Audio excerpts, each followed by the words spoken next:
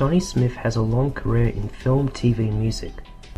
One of her most memorable roles was the Airhead secretary Linda on the hit sitcom Becca, but more recently co-starred alongside Charlie Sheen in Anger Management. However, what you might not know is that she converted to Orthodoxy over a year ago. Now, after a long journey towards the truth, Shawnee is working on a documentary film called Orthodoxy, a love story, where she shares not only her own story, but that of ordinary Orthodox from across America. Shawnee, welcome to the show.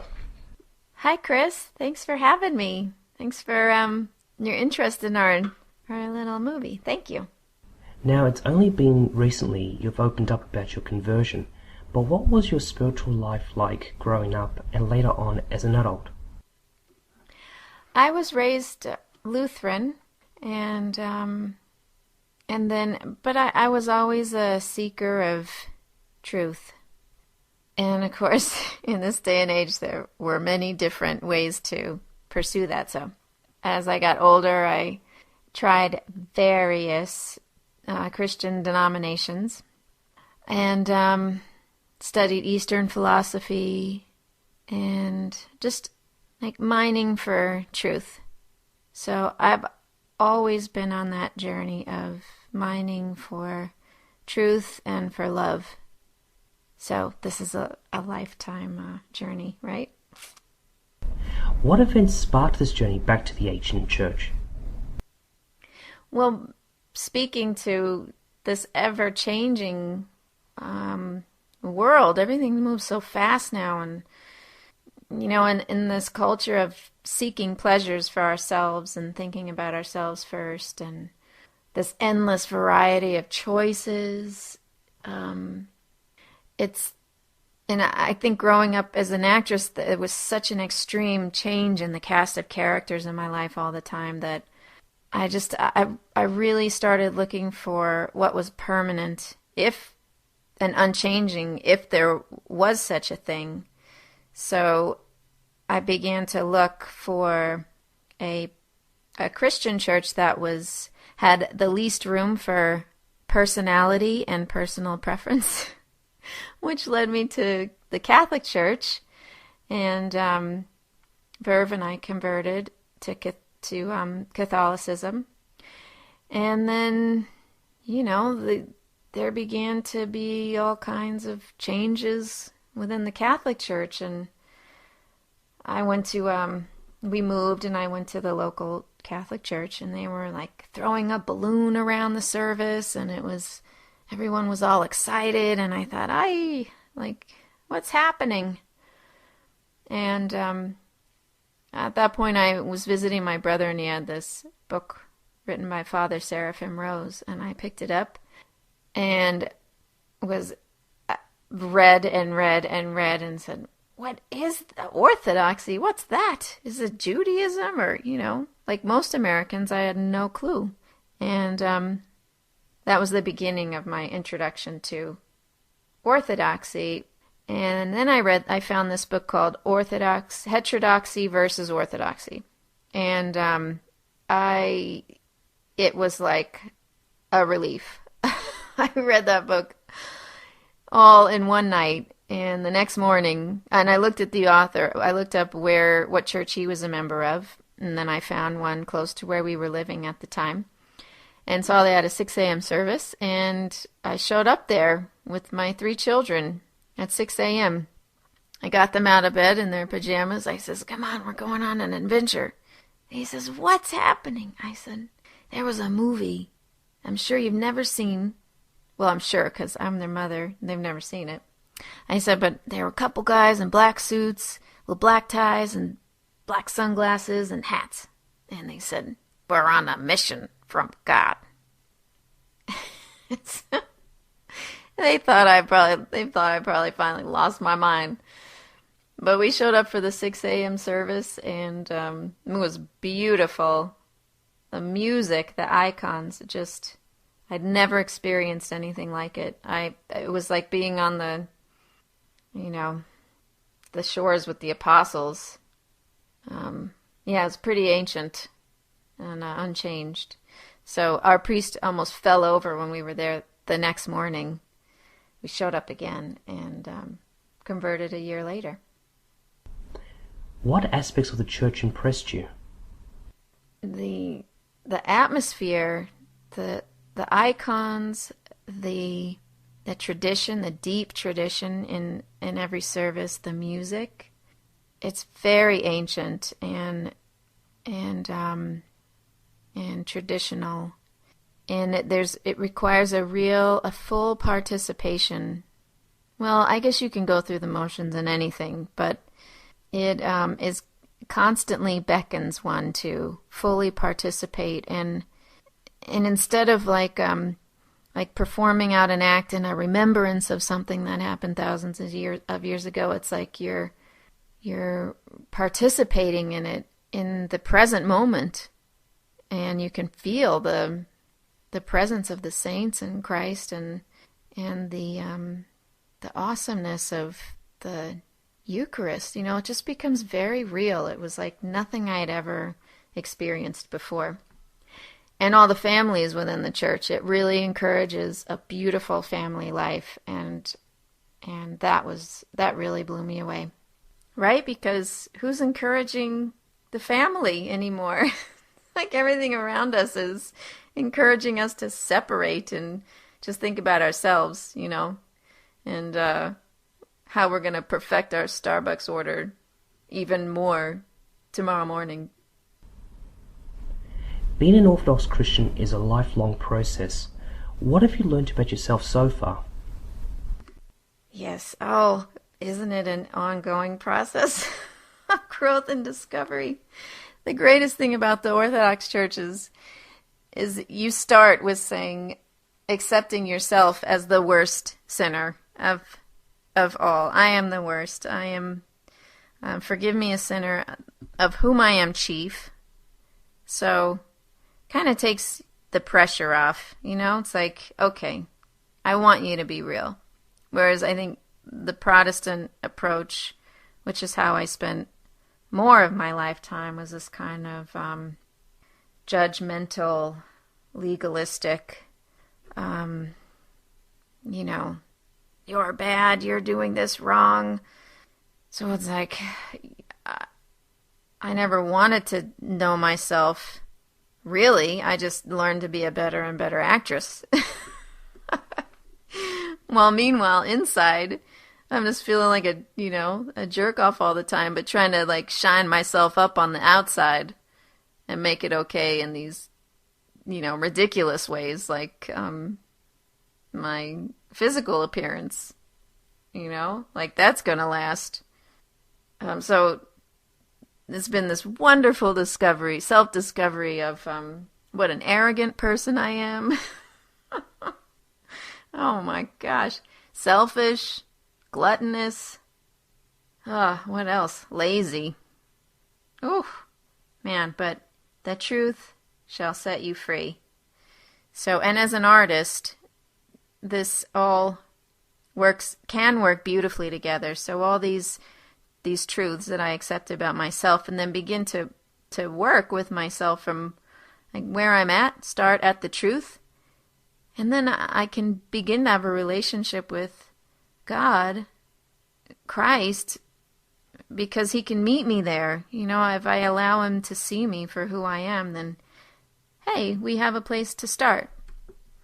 And it's really a relief after so many years of running from oneself to, finally, just be okay with being the worst. And, no pressure there, right? If you start from the bottom, you can only go up. It's pretty nice to have a relationship like that. And all of that I can bring to parts that I play as an actress. So I figure when I'm, in my 80s, maybe my 90s, I'll be doing my best work. Now let's talk about your exciting new documentary film, Orthodoxy, A Love Story. What's this project about, and why did you feel the need to make it? Thank you for wanting to talk about Orthodoxy, A Love Story. It's a very simple little movie. with a very simple aim to just be an icon, so to speak, or a reminder of what family looks like. It's so beautiful, it's like celebrating the sanctity of family, of life, and in the life of the church, it's kind of like a family for dummies, It gives you the tools and the way to grow closer to God by serving each other. And if you think about it, the family is really the perfect setup to practice these things. You have your children and you love them so much that you're willing to sacrifice for them. This is the idea of the family, But we're in a culture that is just constantly bombarding us every day, encouraging us to think about ourselves first and to pursue our own pleasures first, and as if a family would be there to serve us, and if they stop serving us, then we just dump them and find a new one. But humans aren't made to be dumped, and it's not human to treat each other like that. And when you start to treat another person like a human, then you start to remember what it is to be human. And,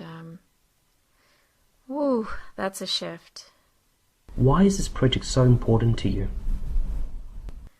Oh, so I thought it might be useful to share my story and reflect upon my life and the shift that began to occur when I began to be able to consider someone else before myself. This was a major repentance, and by repentance I mean in its true form as Father Patrick described to me and blew my mind, because I did not have an understanding of repentance like this. He said, repentance is a shift in perspective and then acting on that shift. So that was a profound repentance. And it changes everything, and it makes the possibility of a beautiful family and life possible. So I thought, well, maybe if someone sees that someone is spoiled and arrogant and selfish as I could make this shift to any degree, maybe that might encourage them. That's all. Where have you filmed and where are you off to next?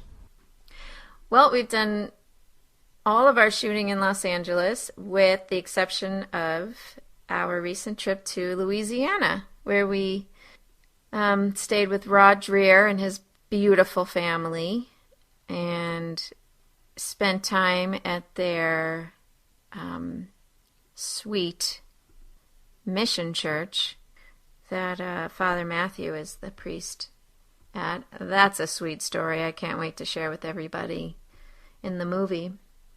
That was a great trip. They made a crawfish boil for us, and Rod made a blog about it, and the Orthodox community just lit up and responded. It's like everyone's excited to share the secret with the rest of America. This is the best kept secret. Where are we off to next? Well, when we finish phase 1 of shooting, and we're going to edit some things from that and launch our Indiegogo campaign, and hopefully get real financing for phase 2. And then we would love to go up to Platina and visit the monastery there, St. Herman of Alaska, and get to Alaska. And I don't know, I'm from South Carolina, and I just saw this movie called Orthodoxy. So now, of course, we have to go to South Carolina, right? And And we got this big dream to go to Russia, film some of the oldest monasteries over there. Woo! Show that beauty. Could you imagine a movie about beauty and love and family and life? Oh, sounds delightful.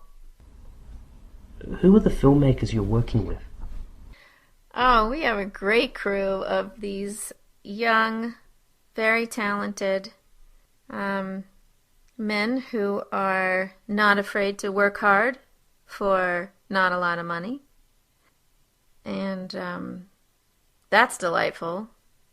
It's like that kind of attitude is you can't pay enough money for. So that really permeates all of the filming, is the spirit behind the camera. So I'm very grateful for that, and my co-producer is the most experienced of all of us as far as making films.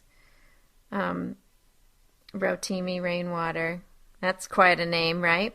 It's his real name. So he's kind of bringing us all along, and we're teaching each other, and it's just been a great experience. We're having a ball together, and it shows on the film. How would you describe the filmmaking experience, and what have you found to be most challenging? This is my first time directing, and I don't know if I'll keep doing it because it's really hard. So, what's the most challenging aspect? Oh gosh, that's all challenging for me. You know, I'm kind of like getting a crash course in directing and producing, and standing tall on Rotimi's shoulders and the crew's shoulders. But my intentions are true, so I got that going for me. Kind of like when Father Patrick called me up during Vespers one day to the podium and said, "Hey, Shawnee, sing this chant, just kind of follow my notes." And I almost passed out. I had never done anything like this in my life. And I look up at him, and he says, "Go on," and he points his finger where I'm supposed to say. And I look around. I had no, I wasn't getting out of this. And I figure everybody there loves me, and my intentions are true to serve God and the people around me. So I just did it. I think really badly, but my heart was in the right place. So that's kind of the feel of this experience, directing and producing this movie. It's great. It's a great place to be in. So what's happening now, and what's the next step in making this film a reality? Well, we've just finished filming for what we call Phase 1, which is the phase that I financed because I didn't want this movie I didn't want to give my head a lot of time, my thoughts and ideas a lot of time to direct this movie. I really wanted to give it a chance to reveal itself because it feels like something that is so much bigger than my thoughts and ideas, for sure. I feel like I'm kind of, I serve it, and I know you can't go out and make a movie that esoterically. You have to kind of have an idea of what you want to shoot, and I drive my producing partner, Rotimi, a bit crazy with this, but I says, well, I want to put this money towards it and shoot some stuff, and we'll steer it to a degree, but I really want to let it reveal itself. So we've done that filming, and now we start the editing process, which is really exciting for me because now I get to see and start forming, letting it form. And then we will do a couple short films and launch an Indiegogo campaign because I'm out of money and now I need other people's help and support. So I've made a start, and then hopefully y'all can jump in for Phase 2, on the Indiegogo campaign. And if you keep in touch with us through the Facebook page now, which is facebook.com, I guess, and Orthodoxy, a Love Story, then we will keep everybody up to date as to when we'll launch that campaign. And we can share this beautiful faith and this beautiful family life with the rest of America. How do you intend to market and release it? Well, I have high hopes for this film. I'm planning on it coming out in the movie theaters like any other movie, with the support of the Orthodox and Christian community, and maybe even a little studio support in the end. You never know. We just might end up with a beautiful, wildly entertaining, surprisingly humorous punk rock film about wholesomeness.